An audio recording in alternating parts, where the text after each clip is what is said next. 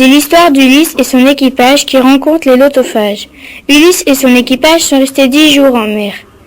Arrivés sur terre, ils rencontrent les lotophages. Ceux-ci droguent les 3 éclaireurs avec du lotus. Immédiatement, les éclaireurs oublient tout. Aussitôt, Ulysse arrive pour les ramener au bateau, mais les éclaireurs refusent car la fleur de lotus, c'est la fleur de l'oubli. Alors Ulysse les fait attacher sur les bancs des rameurs et décide de repartir. À l'aube du 7e jour, avec ses 12 navires, Ulysse cherche une île. 3 de ses hommes partent en éclaireur et découvrent une citadelle. Une femme les attend, et au bout d'un moment, l'époux de la femme scrute l'un des 3 hommes, et les 2 autres s'enfuirent vers les navires, car il y a des géants.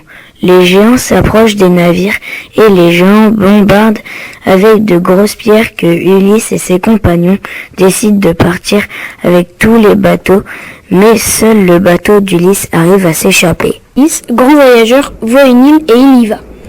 Arrivé là-bas, Ulysse resta sur le bateau. Politesse et des guerriers avancent jusqu'à une grande porte où ils se réfugient car des lions et des loups géants les encerclent. Alors ils appellent à l'aide, car une femme ou une déesse chante à l'intérieur. Cette déesse s'appelle Circé.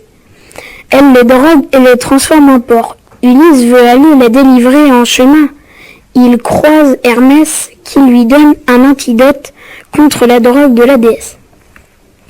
Ulysse boit cette drogue et n'est pas transformé. Elle a peur de l'emmener dans sa chambre. Elle fait le serment de ne pas lui faire d'autres malheurs. Elle invite à manger et à boire, mais il refuse. Il veut revoir ses compagnons en humain. Elle le fait, tous sont émus de se retrouver. Ulysse arrive près de l'île des Sirènes. En écoutant les conseils de Circé, il ordonna à ses compagnons de se boucher les oreilles avec de la cire et de l'attacher contre le mât du bateau, avec de lourdes cordes. Alors qu'ils arrivent à l'endroit où se trouvent les sirènes, le vent tombe et les sirènes se montrent et chantent.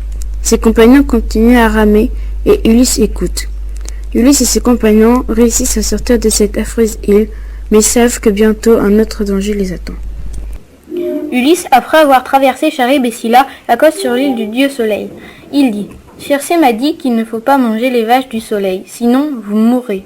Promettez-moi de ne pas les manger. » Un mois après, les provisions du bateau sont épuisées. Ulysse va se reposer sur une colline. Il s'endort. Pendant ce temps, ses compagnons mangent les vaches. Ulysse se réveille et voit les vaches manger. Ulysse et ses compagnons décident de repartir, mais les dieux se vengent. Une tempête se lève et tout l'équipage tombe à l'eau, sauf Ulysse qui s'accroche au mât et à la quille. Il vient Ulysse de ne pas aller vers la fumée. Ils ne doivent pas s'approcher de Charybde et ils ne doivent pas mettre son armure devant Scylla.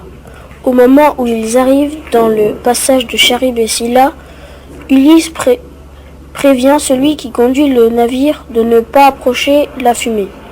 Entre-temps, Ulysse a oublié ce que Circé lui avait dit. Il met son armure et prend 2 javelots. D'un côté, Charybde recrache de l'eau et l'avale. Et de l'autre côté, Scylla va manger les 6 compagnons de Ulysse.